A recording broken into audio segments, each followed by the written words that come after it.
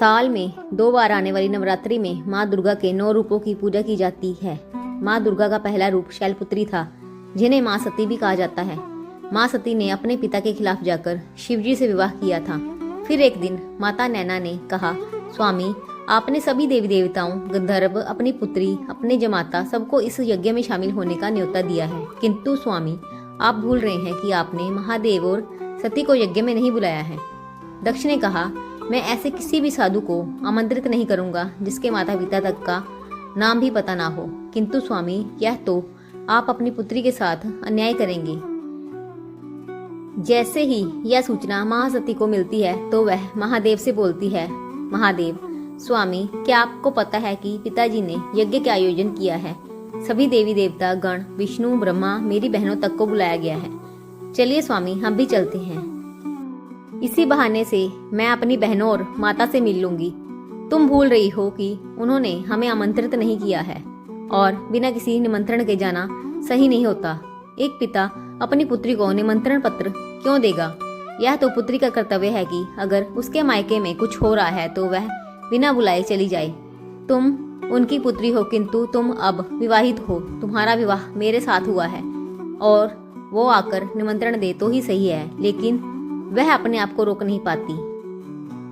वो महादेव से आज्ञा लेकर अपने पिता के यहाँ जाती है। पिताजी, आपने इतने बड़े यज्ञ का आयोजन किया और अपनी पुत्री को नहीं बुलाया।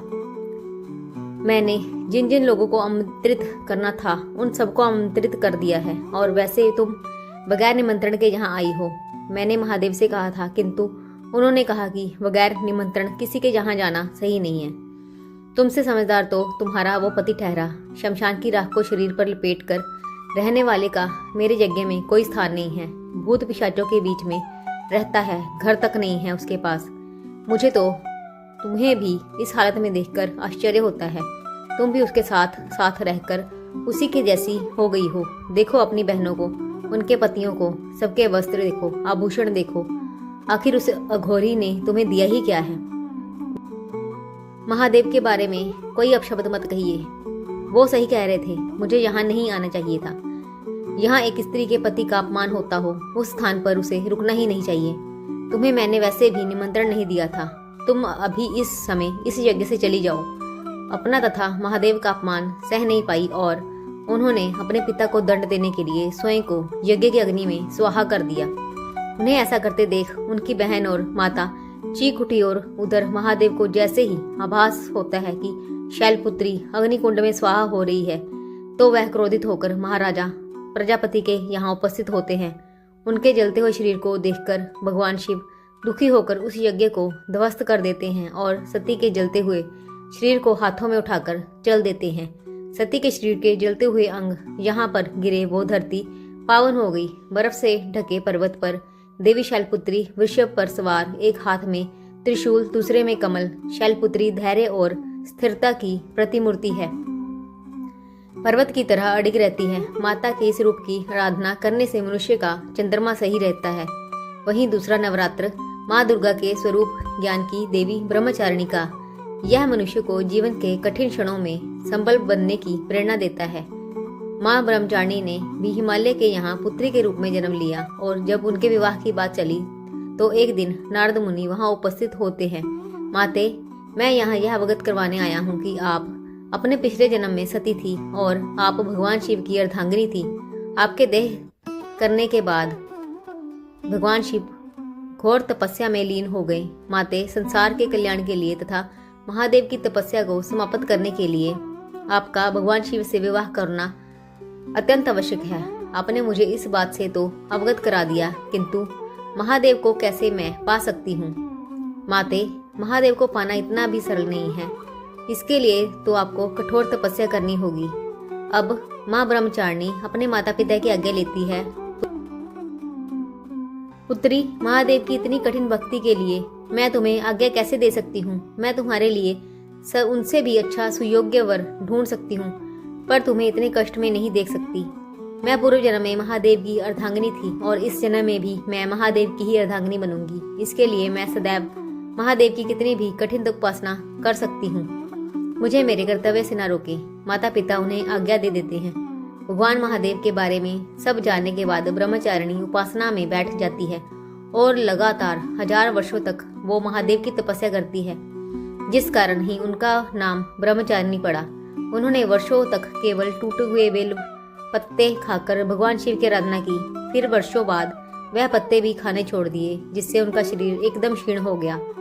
यह देखकर सब देवता चिंतित हो गए। तब भगवान ब्रह्मा सभी देवताओं के साथ माँ के पास आते हैं। हे माँ, आप हजारों वर्षों से महादेव की उपासना कर रही हैं। इतना कठिन तप और तपस्या आज तक कभी भी किसी ने महादेव के लिए नहीं की है, किंतु माते आप बहुत ही निर्बल हो गई हैं। महादेव आपसे ही विवाह करेंगे, किंतु अभी आप अपने घर जाकर विश्राम कीजिए।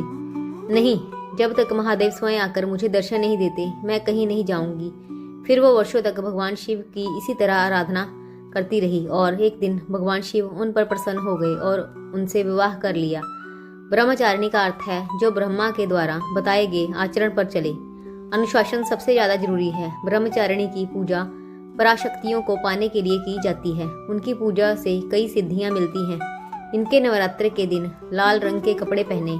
नवरात्रि का तीसरा दिन माँ चंद्रघंटा के व्रत का होता है। माँ चंद्रघंटा का चेहरा स्वर्ण के समान कांतिमय होता है। उनके मुखमंडल पर सूर्य जैसी आभा होती है और सर पर आधा चंद्रमा सुशोभित होता है। वो ऐसा लगता है जैसे कि मंदिर का घंटा हो। इसलिए ही उनका नाम माँ चंद्रघंटा पड़ा। चंद्रघंटा की भक्ति कर रहे भक्त जनों के सभी पाप नष्ट हो जाते हैं तथा वह मुक्त हो जाते हैं। एक बार की बात है, असुरों का राजा महिषासुर और देवताओं के राजा इंद्रदेव में लगातार कई वर्षों तक युद्ध चलता रहा और अंत में महिषासुर इंद्रदेव को हराकर स्वर्ग पर अपना आधिपत्य कर लेता है। इंद्रदेव को अपना राज्य छोड़कर जाना पड़ा। वो और उनके सब देवता गंधर्व भगवान विष्णु, भगवान शिव और ब्रह्मदेव के पास जाकर प्रार्थना करते हैं। वर्षों से महिषासुर के साथ स्वर्ग की रक्षा करते करते अंत में महिषासुर से पराजित हो ही गए। उसने स्वर्ग को हथिया लिया। सब देवता परेशान हो गए। भगवान, हम देवता धरती पर विचरण करने के लिए विवश हो गए हैं। नाथ हमारी रक्षा करें। उसे ब्रह्मा जी का वरदान प्राप्त है कि उसे कोई देवता, गंधर्व या भगवान नहीं मार सकता। इसलिए उसकी अराजकता दिन प्रतिदिन बढ़ती जा रही है। उसका विनाश केवल एक महिला के हाथों ही हो सकता है, जिसमें संपूर्ण शक्तियां हों। सभी तीनों देवता अपने अंदर से एक ऊर्जा उत्पन्न करते हैं और समस्त देवतागण भी अपनी शक्तियां उस ऊर्जा में सम्माहित कर देते हैं, जिससे शक्ति का रूप लिए माँ चंद्रघंटा प्रकट होती है। भगवान विष्णु उन्हें अपना चक्र प्रदान करते हैं। भगवान शिव अपना त्रिशूल देते हैं और इंद्र उन्हें ऐरावत प्रदान करते हैं तथा ऐरावत के गले में बंधी हुई घंटी उनके माथे पर लगा देते हैं, जिससे उनका नाम चंद्रघंटा पड़ा। माँ चंद्रघंटा भगवान महादेव को प्रणाम करती है। आपसे निवेदन है कि महिषासुर का संहार कर दीजिए। महादेव ने कहा, मैं शीघ्र अतिशीघ्र इस कार्य को पूर्ण करके आपको महिषासुर के संहार की सूचना देती हूँ। अब मुझे आज्ञा दीजिए प्रभु। अब वो वहाँ से चल पड़ती है। मेरा नाम महिषासुर है और मुझे कोई भी पराजित नहीं कर सकता। देवताओं में जब युद्ध करने की क्षमता खत्म हो गई तो उन्होंने यह देवी उत्पन्न कर दी। उन्हें क्या लगा कि वो ऐसे कोई भी चमत्कारी चीज मेरे पास भेजेंगे और वो मेरा वध कर देगी। सब अस्त्रों से परिपूर्ण है। उनके मुखमंडल पर एक अलग ही आभा है और उनकी आंखों में क्रोध के मारे ज्वाला उत्पन्न हो रही है। माता चंद्रघंटा उसके भेजे गए सभी असुरों का संहार कर देती है। उसके बाद महिषासुर अपने असली अवतार यानी भैंसे के अवतार में आता है, लेकिन वो उसको पहचान लेती है और उसका भी वध कर देती है। माता का चौथा नवरात्र आता है, जिसमें सब लोग माँ कुष्मांडा की पूजा अर्चना करते हैं। इनके चेहरे पर सदैव एक मंद मुस्कान रहती है। इनकी उत्पत्ति उस समय हुई जब सृष्टि नहीं थी, चारों तरफ सिर्फ अंधकार ही अंधकार था। तब अचानक एक दिन एक रहस्यमय हंसी की उत्पत्ति हुई और जब पूरे संसार और सृष्टि में भगवान शिव ही विराजमान थे, वो जब हंसी सुनते हैं तो वह बोलते हैं, देवी, क्योंकि सृष्टि को पहली हंसी की ध्वनि आपसे मिली है, इसलिए आप आदि देवी के नाम से जानी जाएंगी। आपकी उत्पत्ति का यह कार्य प्रकृति की संरचना करना भी है। आपकी उत्पत्ति से ही इस संसार में भिन्न भिन्न चीजों की उत्पत्ति होगी। आप ही के तेज से सबके अंदर तेज व्याप्त होगा। तुम भिन्न भिन्न प्रकार की शक्तियों से परिपूर्ण होगी। तुम्हें कुष्मांडा नाम से जाना जाएगा और तुम्हें पूजने वाले भक्तों को भय नहीं रहेगा। माँ कुष्मांडा ने पृथ्वी की संरचना की। हमारी पूरी पृथ्वी की उत्पत्ति एक ध्वनि से हुई और वह ध्वनि सारे संसार में व्याप्त है। जो भक्तगण माँ कुष्मांडा की पूजा करते हैं उनका सूर्य बलवान होता है। 5वीं नवरात्रि में जिस देवी की पूजा अर्चना करते हैं उस देवी का नाम स्वर्ण अक्षरों में स्कंद माता माना जाता है। संतान प्राप्ति के लिए उनकी उपासना करते हैं। उनकी भक्ति करने से मूर्ख इंसान भी ज्ञान प्राप्त कर लेता है। यह 4 भुज वाली देवी हैं। इनकी एक भुजा में एक नन्हा बालक विराजित है जो कोई और नहीं भगवान शिव के पुत्र कार्तिकेय हैं, जिन्हें स्कंद माता भी कहा जाता है। इसलिए इन माता का नाम स्कंद माता है। एक समय की बात है, इंद्र और कार्तिकेय में किसी बात को लेकर बहस हो गई और वह युद्ध तक पहुंच जाती है। इंद्र कार्तिकेय पर हमला करने वाले हैं। यह बात सुनकर माँ पार्वती क्रोधित हो जाती है। उसने मेरे पुत्र पर हमला करने की सोची। लगता है इंद्र को अपनी शक्तियों पर अभिमान हो चला है। भगवान शिव तो तपस्या में लीन है। अब मैं स्वयं जाकर इंद्र के घमंड को चूर करती हूँ। यह कहकर वो इंद्र के पास पहुंचकर जाती हैं। माता पार्वती का रौद्र रूप देखकर इंद्र भय से कांप उठता है और सभी देवताओं के साथ मिलकर माता पार्वती स्कंद माता के रूप में स्तुति करने लगता है।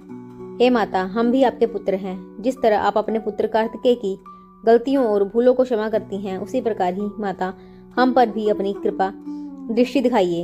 हम क्षमा प्रार्थी हैं। भूलवश हमसे यह भूल हो गई है। तभी भगवान शिव भी वहां आ जाते हैं और उन्हें शांत करते हैं। तब से उनका नाम स्कंद माता पड़ा। नवरात्रि के 6ठे दिन माँ कात्यायनी की पूजा अर्चना की जाती है। जो भी उनकी पूजा करता है उनका वाहन सिंह है। एक समय की बात है, मैं तुम्हारी भक्ति से बहुत प्रसन्न हूँ, मांगो क्या वरदान चाहिए। महर्षि बोले, माता, वर्षों से आपकी इस रूप में आराधना कर रहा हूँ। मेरी कोई बहुत बड़ी इच्छा है, किंतु मैं चाहता हूँ कि आप जैसी शक्ति से संपूर्ण मृगभाषी तथा तेजस्विनी बालिका मेरे यहाँ जन्म ले। मैं तुम्हें वचन देती हूँ कि मैं कन्या के रूप में तुम्हारे घर में जन्म लूंगी तथा संसार में वैज्ञानिक दृष्टि से होने वाले कार्यों को पूर्ण करूंगी।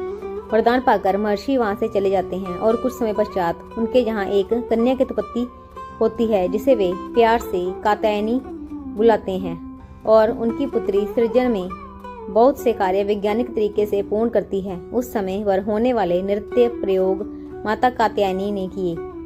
7वां नवरात्रि एवं कालरात्रि का होता है। जैसा उनका नाम है वैसा ही उनका रूप है। खुले बालों में अमावस की रात से भी काली माँ। कालरात्रि की छवि देखकर भी भूत प्रेत भाग जाते हैं।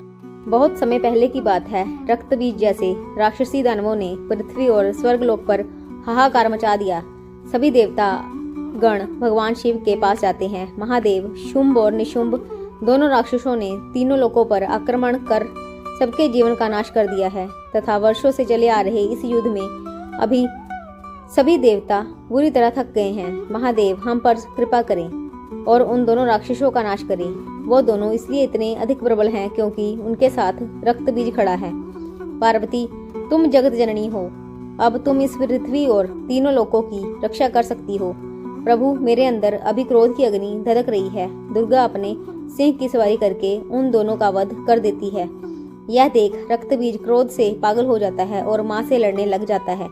माँ दुर्गा अपने तीर से उसके शरीर के टुकड़े टुकड़े कर देती है, लेकिन जितनी रक्त की बूंदें उसकी धरती पर गिरती हैं उतने रक्त बीज और उत्पन्न हो जाते हैं।